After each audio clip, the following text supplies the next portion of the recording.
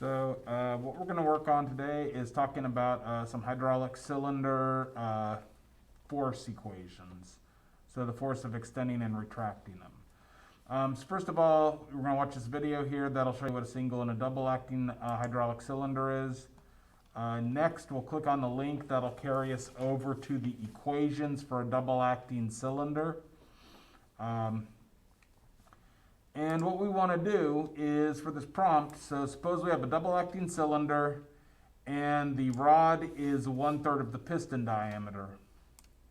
We're going to look at piston diameters from 1 to 5 inches, counting up by 0.25 of an inch.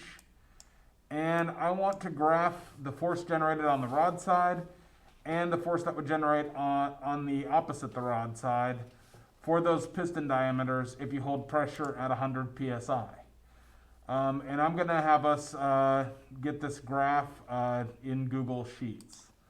So we're going to go over here, we're going to go to Sheets. And first of all, I'm going to create columns for things that I need. So I need piston diameter, and that is in inches. I'll need rod diameter, also in inches. And if you double click on the little things between these, it'll auto size the cells so that your entire word will fit there. So we got piston diameter, we got rod diameter, we need pressure, and that's going to be in PSI. So piston diameter, rod diameter, pressure, and PSI. We're going to calculate the force in pounds. This will be the rod side. And then the equations call this other side the opposite of the rod side. I think we'll just call that force in pounds. And instead of typing opposite of the rod side, we'll just say no rod side. So this is the side without the rod. Okay, so first of all, we want to start at a piston diameter of 1, and we want to count up by 0.25. So next will be 1.25 inch diameter, then we'd have 0.5, 0.75. Once you type these two in, if you select the two cells and you hover over this thing, we can drag down and it'll start auto counting for us. So we just need to go up to 5. So now we have 1 up to 5, and we're counting up by 0.25 each time. For the rod diameter, the prompt told us the rod diameter was 1/3 of the piston diameter, so I can press equals. I click on the cell where my first piston diameter is, I put a divide by 3 and hit enter, and that'll calculate the rod diameter. I can drag this down and it will use that equation for each cell. So this basically is, like in this cell here, it's the A3 cell divided by 3. This cell here is the A4 cell divided by 3. So now we have, since the rod diameter is always 1/3 of the piston diameter, we have the piston diameters and we have the corresponding rod diameters. The pressure we were told is held at 100. So we're just going to put 100 in for all the pressure. So I just typed in 100 once, then drag down. And now we need to figure out, okay, what's the force on the rod side? So it's going to be the pressure times, so let's write that down. The force on the rod side equals, it's the pressure times, open parenthesis, what's next? Pi. In Google Sheets, it's capital PI, open parenthesis, close parenthesis is pi.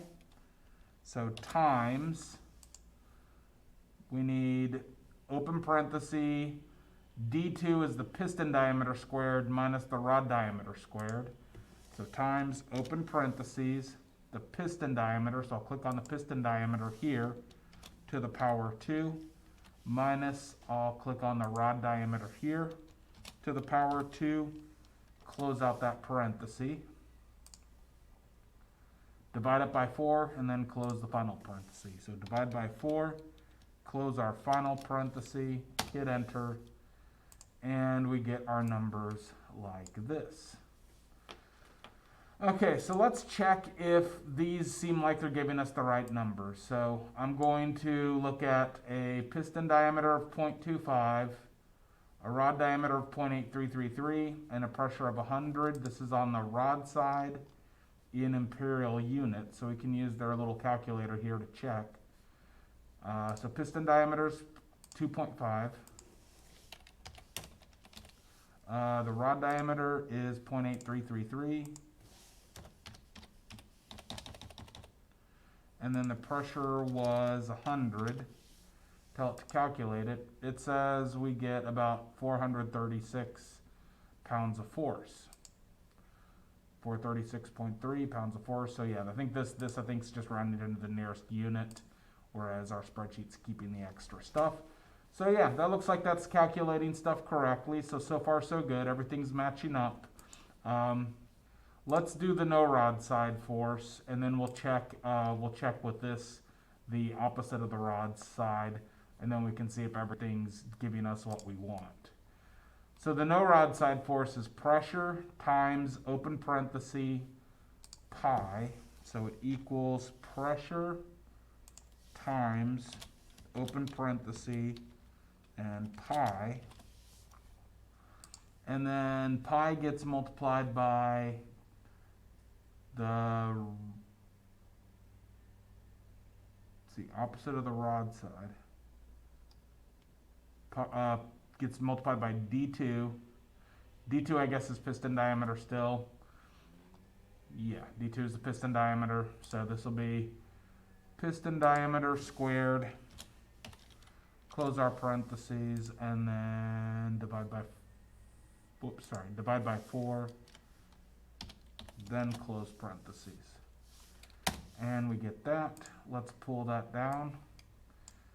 And let's check that with the 2.5 at 100. We'd expect 490-ish instead of 436. So 2.5 at 100. Let's see here.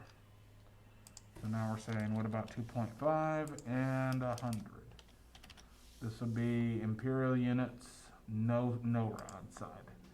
491. So we get 490.87, so it's rounding that up to 491. All right, so that's good. It looks like we got everything together. I think I'm gonna take all these cells and just put them in click on the border and just put them all in borders to make them look a little bit better. But it looks like everything's checking out okay. You may notice that for each of these, the no rod side generates a bigger force than the with the rod side. The reason for that is when you push fluids in on the with the rod side, it only has these regions where the rod isn't. It only has that surface area to push the rod back. On the side without the rod, it has a larger surface area for the hydraulic fluid that you put in there to push on. So basically what's happening here is the rod side has a bigger area, therefore it ends up with a bigger force. Now what we want to do is I'm going to hold control to select cells. So I'm going to hold down control and I want all of these cells.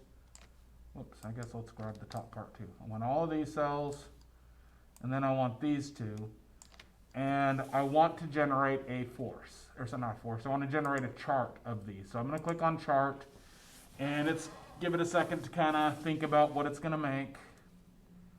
And let's check this. So we have force on the rod side, force on the no rod side. Blue is the rod side force, red is the no rod side force. We have the piston diameters from 1 up to 5. And then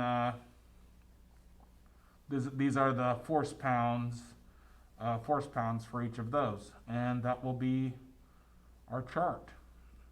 So at this point, you're done. You've done what I wanted. You've created the correct chart.